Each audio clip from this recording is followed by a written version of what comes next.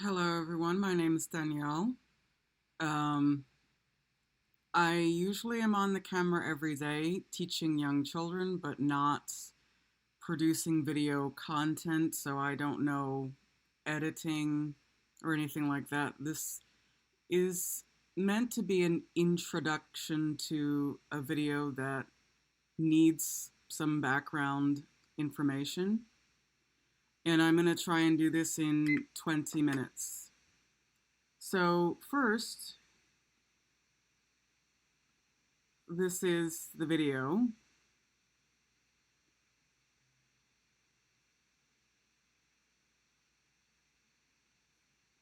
All right, so this was created January 19th, 2021 at 6:01 p.m.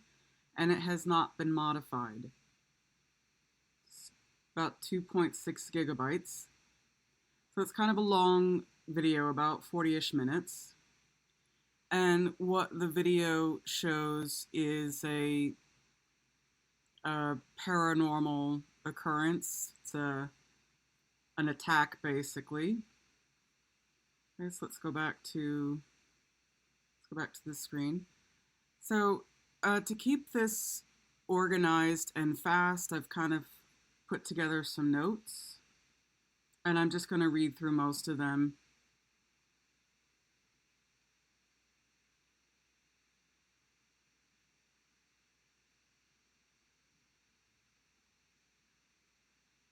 So first, there's a short disclaimer because the video might be disturbing for some people.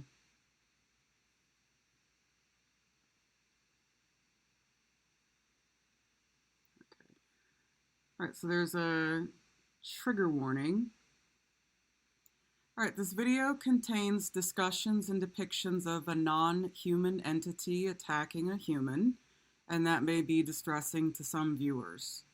The content includes descriptions of unusual phenomenon and encounters. If you're sensitive to discussions about spirituality, supernatural experiences, or find such content potentially triggering, viewer discretion is advised.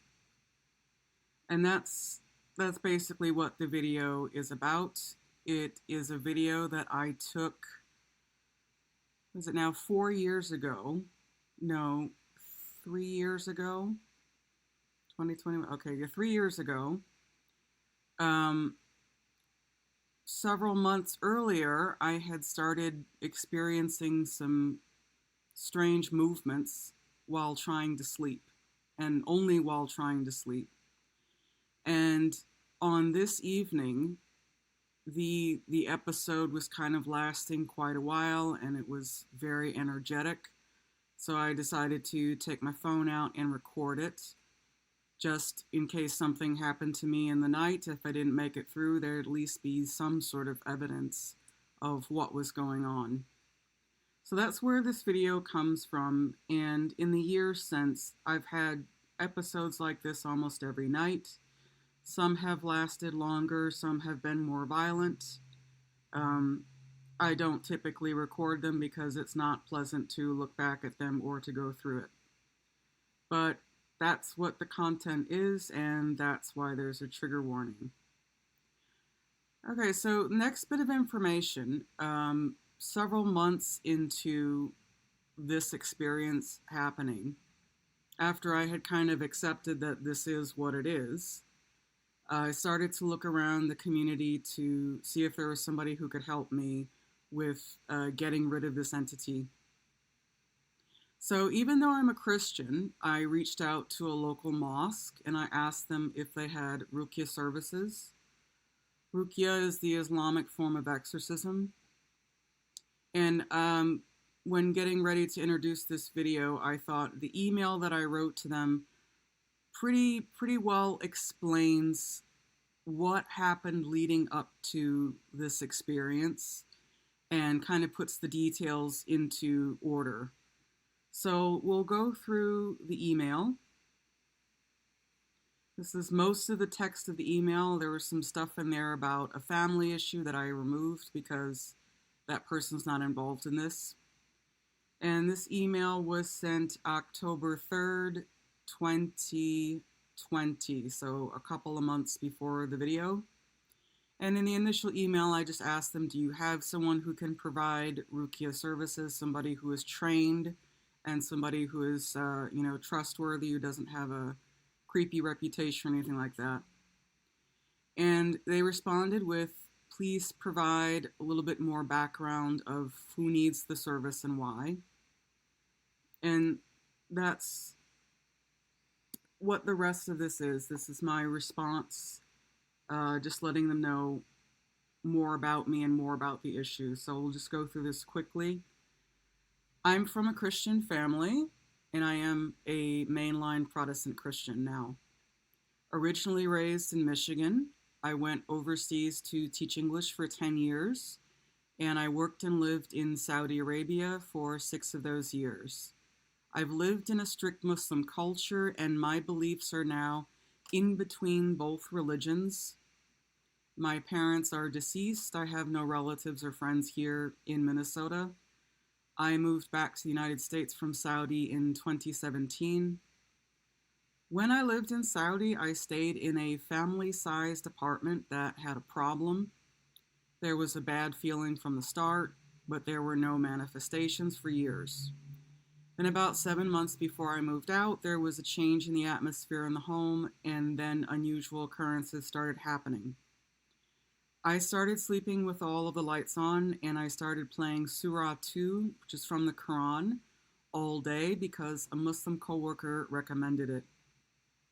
So I started talking to my coworkers about some of the issues that had been happening in the apartment, and she listened to it and she suggested playing a recitation during the day, even if I'm not there. All right, and these bullets just going through some of the occurrences at the apartment. I heard knocks on the walls, including when I woke up being dragged out of bed one night. One night I woke up and something was dragging me off of the mattress, and as I woke up, it stopped dragging me. I came home and several religious items, a bottle of Zamzam water from a student, and a picture of the great mosque in Mecca had been thrown on the floor. A metal napkin holder that I threw into a dumpster months earlier reappeared on display in a cupboard, which is an unusual place for a napkin holder to end up. And there have been problems like this since, things disappearing, metal things particularly, things reappearing somehow, and things that disappeared never reappeared again. I hadn't thrown anything out. There was no way it could have left the apartment. So stuff like that, and particularly metal for some reason. I had a headache that wouldn't go away. I went through 4 boxes of Panadol in several months, and the headache wouldn't let up. Don't use that much headache medicine in such a short period of time. But this is just a strange headache that wouldn't let up no matter how many pills I took. I had bad dreams of a man trying to approach me or beckoning me over to him. I started waking up about 2 to 4 a.m. often and couldn't sleep for very long. I was transferred to another job site in another city, and the new apartment I moved to was across the street from a mosque. The call to prayer and Friday service was always loud, and I had no similar incidents in that apartment. So none of this stuff happened. When I moved across the street from the mosque and could frequently hear the call to prayer, I just didn't have any incidents like that in that apartment. I lived there until I returned home to the U.S. Since returning to the U.S., I've spent over 2 years working at home every day, getting things for the apartment, sorting out taxes, and getting myself reestablished here. I've had strange dreams from time to time, and I've had a lot of difficulties with sleep. In the summer of 2019, I started to have a long menstrual cycle that went on for months, and I became anemic. In the video that you'll see after this, I am still coming back from anemia, still very weak. I went on birth control to keep my cycle regulated. Nothing paranormal happened when I was living on my own in the U.S. right away. I've not been able to sleep well. So when at work teaching online, I've temporarily lost consciousness and heard myself saying very strange things in front of students on camera. I once said they are invisible, and what is your favorite thing to lie about? And he wants to move. I also had a few bad dreams of something destroying my computer, pulling my desk away, and ripping apart or hiding the equipment that I need to do my job. Then last summer in 2020, starting about June or July, I noticed that when I was trying to sleep, something was moving my hand into different hand gestures. This could have started earlier, but June, July is when I had the first incidents where I noticed something is not right. My hand is moving, but I'm not moving it. All right, so the very first experience, I was trying to sleep on my bed, on my stomach, and I had my phone kind of lying next to me, like right here, so close to my head. And something picked my hand up and did this to the phone, like stop or stay away, something like that. And within a minute, the phone rang, and it turned out to be somebody who I did block right away. But I noticed I didn't move my hand, and whatever moved my hand seems to be aware that someone's about ready to communicate with me. So that was the first instance, and then I started keeping track of what was happening afterwards. All right, so these are some of the hand gestures that started before this video. Palm open with fingers extended, sometimes like it's throwing or transmitting something away from me. Sometimes it's my whole arm waving around and the fingers waving around like tentacles or spider's legs, and is a very energetic gesture. This gesture is usually directed at the bedroom window. All right, the third one, I was sleeping late at night, and it kind of, so like here's my body on the bed. It picked up the top half of my body, took my hand, and pointed my index finger at the bedroom door, which was ajar. And there was nobody standing there, but I was trying to sleep, and of course I couldn't sleep after that. I had a feeling maybe there's somebody somehow there who I can't see. All right, so number 4, a more rare hand gesture is knocking. It makes my hand into a fist and knocks on the mattress 3 times. It's recently started picking up my leg without bending the knee and turning my body halfway, so I'm on my hip at an angle by pulling from the middle of the thigh. So you'd think if somebody picks you up by the leg, they would pick it up close to the knee so the knee bends, but it's almost like somebody is grabbing my leg in the middle of the thigh and trying to lift me up from the middle of the thigh, which is awkward. There is never any strain, and my muscles are not engaged during the movements. Something takes control and moves body parts on its own. I'm heavy in my late 30s, and I can't move this fast or slowly without some strain on my own. Yet it lifts me off the bed within a second without strain and without feeling. So it's like I don't feel hands on me, but I just feel that there's sort of like energy there, almost like a buildup of energy just a split second before there's a jolt or movement. I see and hear my body moving, but I can't feel anything, so I can't feel any hands. I don't feel invisible hands on me. It sometimes feels like there is an electrical charge building up in the affected area a millisecond before a jolt of movement.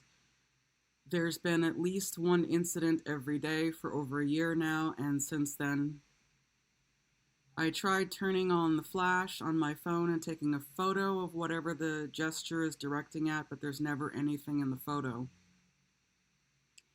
I learned to say the word Bismillah in the apartment in Saudi from a dream where I was going into each room of the apartment and shouting the word in perfect Arabic.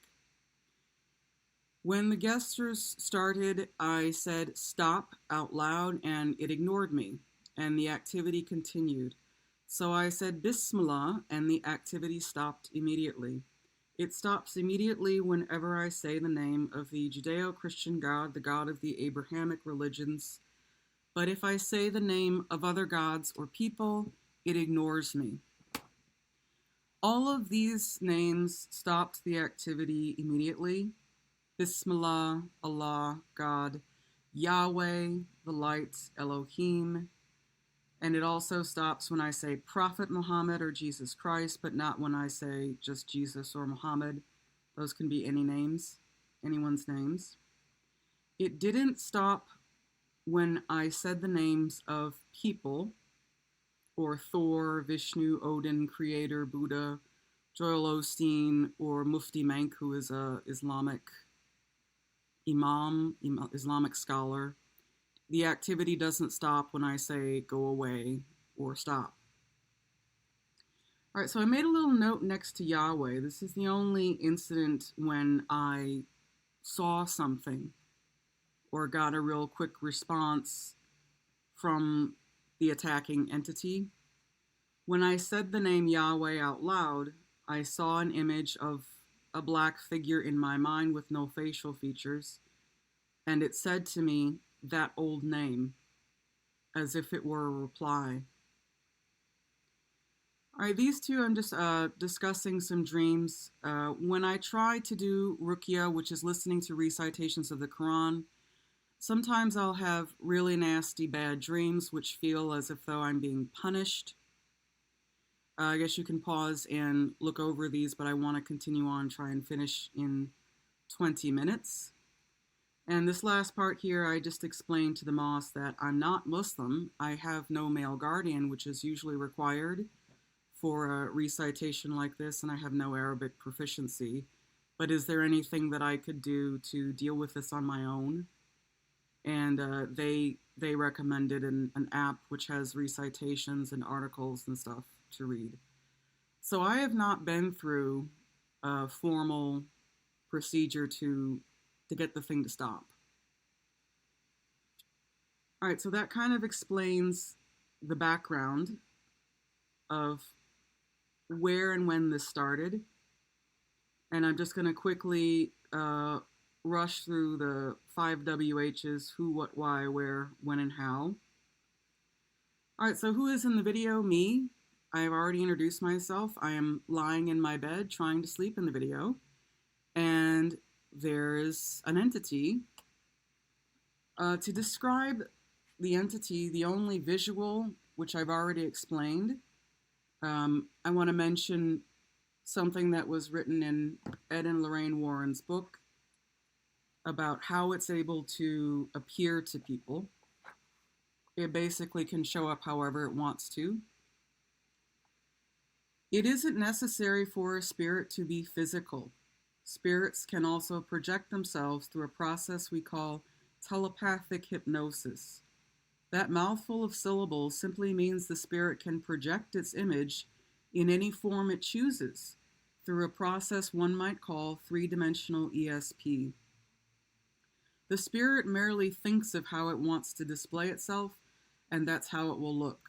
Using this method, and both human and inhuman spirits can do this, the entity bypasses the physical eye and projects the desired image directly into the mind's eye, or third eye as it is called in Eastern religions. The result of this telepathic transfer of vibrations from one intelligence to another may have all the trappings of a physical being. In reality, however, the spirit may never have physically manifested at all. One way or another, though, something has to be there to be perceived. So in the video, there is nothing physically there moving my body. And so far, just that one image of a black shadowy figure is all that I saw, all that it has projected to me of what it looks like. All right, so this was filmed again on January 19th, 2021 at 6:01 p.m. I filmed it with my iPhone X in my bedroom, and the attack took place when I was trying to sleep. The entire episode was about an hour. I started filming maybe 20 minutes into it. At the time, I was working the third shift, so 6 p.m. is evening for most people, but it's late night and past bedtime for me. I allowed the activity to just go until it died down to document what happens when I say nothing. And I think later in the video, I began saying Bismillah to show what happens when I invoke the God of Abraham by name. Activity and movement stops immediately. What you can't see, there is activity going on in the video which is not captured by the camera. Camera usually picks up my arm and shows how it's animating my fingers and the movements in my arm, in my right arm. But at one point, it was just moving my fingers below the horizon where the camera could pick it up. So I believe that it is aware it was being filmed and it wanted to continue the attack of the agitation without getting caught on camera. But eventually it does go back to a more energetic burst of picking my arm all the way up in view of the camera. So why I wanted to publish this? The encounters show that this phenomenon of prolonged agitation and sleep deprivation is real. I think that there's already a lot of evidence for the existence of invisible beings by whatever name you choose to call them. This is just one more piece of evidence, and people are not going to be convinced one way or another. If they're determined to believe one thing, then evidence and information doesn't change that. Atheists and agnostics are definitely wrong. It does sometimes irritate me when people are so confident that this phenomenon is just all made up and people are pretending to go through these experiences for attention, or that everything is somehow false. People who insist that there aren't any invisible beings who can affect us physically, mentally, and spiritually, those people are wrong. And I'm not here to guide anyone towards one set of teachings, but I believe the Abrahamic religions are at least more right, since that's the only deity who helped me during every single attack immediately. Saying the names of those other deities or people did not stop the attacks.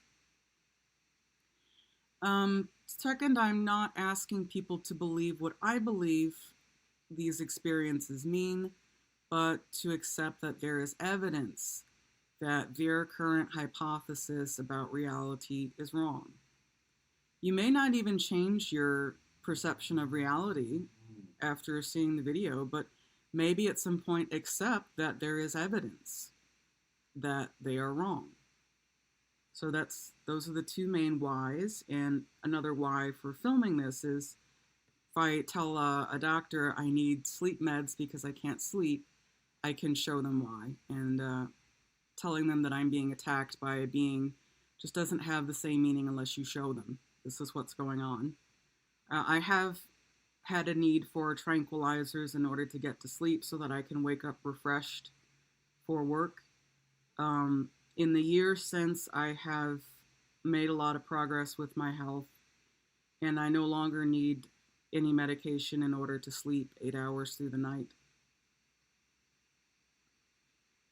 All right, so this almost always happens when I'm laying down trying to sleep. Doesn't happen when I'm at my desk. Doesn't happen when I'm outside walking around. Typically happens during the nighttime. Daytime episodes have happened, but they're pretty rare. And this all started June, July 2020, and it continues until today. When will there be another video? I do have a second video of a less high energy episode, but I don't plan to film more because my goal is to get it to leave permanently. And I've had some success using Rukia on my own just to get it to quiet down for a little while. It keeps returning, and I don't want to create a welcoming atmosphere for it. But I do have a second video, and I also have been documenting any mental images since then.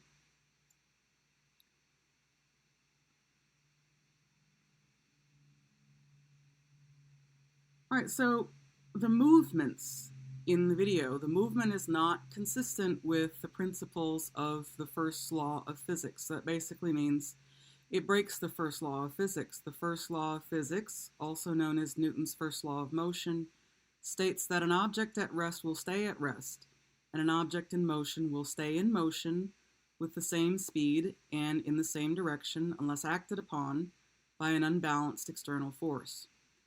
My arms and fingers are moving without any energy applied from me. That is inconsistent with the laws of physics as we understand them. So when you see the video and you see something moving my arm, I'm not exerting any force. It's just picking my hand up and it's moving my fingers. All right, so the second issue with how is saying the name of the Abrahamic God always stops the movement instantly. In the realm of science, there is no known mechanism by which uttering a specific word would directly influence or halt physical movement. Okay, so in the first part of the video, and I actually haven't watched the video again since filming it. I don't like to experience it or go back to it or revisit it. But I believe in the first part, I just let it go without saying anything. And it just kind of, it runs itself out of energy, builds itself back up, and then there's another attack. And later in the video, I start to invoke the God of Abraham. Activity stops instantaneously. And you can see that there are some more unnaturally forceful movements. All right, so that's pretty well covered. Critics and debunkers, people look for these videos to criticize them and debunk them. I'm aware that there are people who are always going to say that everything has been falsified, but just to state the facts, there is no mental or neurological problem causing the movements. I recently had bariatric surgery. I'm 50 pounds lighter than I was in the video. And during the assessment prior to surgery, there's a mental assessment. There was a sleep study when I was hooked up to probes. So there's not mental or neurological problems that are causing the movements. And if there were, such problems don't immediately stop when the name of God is invoked. They would just, if I were having an epileptic fit, it would just continue right on. And for the she's faking all of it criticism to have merit, if you believe that I'm faking everything, you are invited to film a video proving that it can be faked. The model used for the video should have a similar weight, similar health problems. I was anemic, so I didn't have a lot of physical energy, and it was late at night for me, so I was physically exhausted on multiple levels. All right, so those conditions should be met, and the speed and the style of the movements must be perfectly identical or better. So the movement must stop immediately in the same manner when you invoke God as you see in the video. Movement should stop immediately. All right, so basically, if you would like to debunk the video, you're invited to do so, but please submit your own video, and please show that you can mimic these conditions and the speed and the style. I think that if I can do that from the privacy of my own home and I can show that to the world, it's not too much to ask for a debunker to do the same. All right, so it's almost 10 minutes over. I don't have anything else that I want to discuss about the video. I'm just going to finish this here, splice the two videos together, and upload it. So if you have questions, try and put a WH word in the beginning, and ask in the comments. But yeah, debunkers, please meet the threshold for consideration. And that is it. Okay, everyone, goodbye.